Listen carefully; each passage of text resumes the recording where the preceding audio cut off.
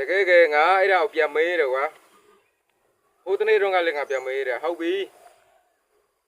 အေးအမဘယ်နားမှာရှိနေလဲကျွန်တော်လာကြိုပေးမယ်ငါသူ့ဟိုတာလိုက်ရပါကွာ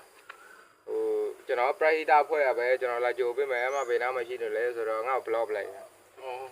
အခုလေဒီတယောက်လဲလို့ပဲဘယ်မှာရှိနေလဲလာကူညီမယ်လို့သူ့မေးတယ်သူပြောတဲ့နယ်ဘက်ကပေါ့ဟုတ်ပြီနယ်ဘက်ကပါစေဘယ်ရွာလဲပြော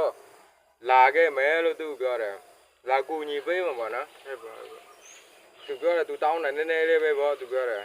မရတယ်နည်းနည်းမဟုတ်10သိန်းလောက်လာပေးမယ်ဘယ်ရွာလဲတာပြောငါသူ့မေးဘလော့ပလိုက်ဟုတ်အခုပြီးကြရင်တီစာကို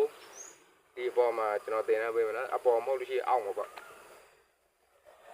အဲ့ဒါပဲကွာဘလို့တွေအေးအလုတ်မျိုးပဲလိုက်လောက်စားနေတာအေးဟောအဲ့လိုစားမျိုးတွေကတပြုံပဲနော်ဟုတ်တယ်ဟိုဒါမလေးတက်တယ်ငါမမလေးတက်တယ်ဟိုဒါမင်းမလေးတက်တယ်ဟောတက်တယ်ကျွန်တော်အေးဒါမျိုးပဲရှောက်လို့စားဖြစ်မှာပေါ့အေးမရှက်ဘူးလားကွာဒါပေမဲ့သူတို့အဲ့လိုမျိုးအရှက်မဲ့နေတာတွေဘာတွေကပြဿနာမရှိဘူးကွာတကယ်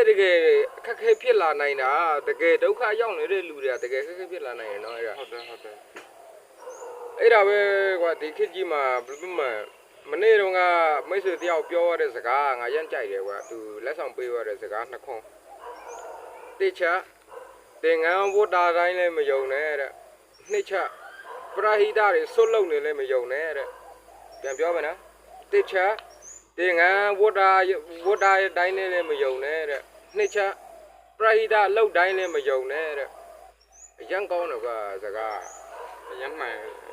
အခုခေတ်မှာလေဘာဒီဖြစ်နေမှမသိအဆိုးဆုံးကတော့မြန်မာနိုင်ငံသူမြန်မာနိုင်ငံသားတွေပဲလေအချိန်ပြည့်လိန်မို့လောက်ပဲတယောက်နဲ့တယောက်လိန်မယ်ဒါဟာသူတို့လုံနေတဲ့ပုံစံမျိုးဆိုလို့ရှိရင်တော့ငါတို့မြန်မာနိုင်ငံလူတွေဟာလူမတရားစိတ်ဟိုရဖြစ်တယ်လူတယောက်ပေါ်မှာစာနာစိတ်တနာစိတ်ရှိတယ်ငါတို့မြန်မာနိုင်ငံသားတွေကဒီကဘာပေါ်မှာဒီဘယ်လိုပြောမလဲအလှူဒါပရဟိတအဖွဲ့မှာဆိုလို့ရှိရင်တော့မြန်မာဖတ်ထမပေါ့လေဟိုအရင်တော့အမေရိကန်ဖတ်ထမပေါ့အခုကမြန်မာကိုလွှဲပေးရမယ်ဖတ်ထမဘာဖြစ်လို့လွှဲပေးရလဲဆိုတော့မြန်မာဟိုပြောမအမေရိကန်သားတွေကလှူတာသူတို့မှရှိလို့လှူတာကိုရှယ်နေလို့လှူတာငါတို့မြန်မာနိုင်ငံသားတွေကမရှိလေလှူတယ်ဥပမာကွာငါမှာပတ်စံ200ရှိတယ်တကယ်ဒုက္ခဖြစ်နေတဲ့လူ100ခွဲပေးလိုက်တယ်ဒါမှမဟုတ်150ပေးလိုက်တယ်ငါတို့မြန်မာနိုင်ငံသားတွေစိတ်ဓာတ်ချီကျူးဖို့ကောင်းတယ်ဒါပေမဲ့ဒီလူမျိုးတွေကမဖြစ်သင့်ဘူးဒါတွေကဟိုဘယ်မှာ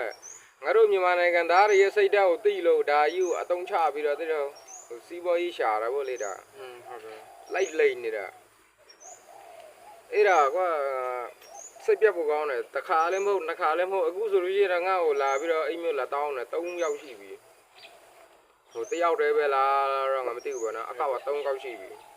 ဟိုသူတို့ရဲ့ဘလုံးဟိုတာသူတို့ရဲ့ profile အကောက်တွေဝင်ကြည့်ပြန်တယ်လေဘာမှမရှိဘူးတောက်ခတ်တာ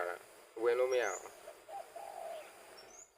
ဒါမျိုးတွေလှုပ်ရှားလူတွေအများကြီးရှိတယ်အေးကွာပုံများလာတာဟိုနိုင်ငံရေးလည်းမကောင်း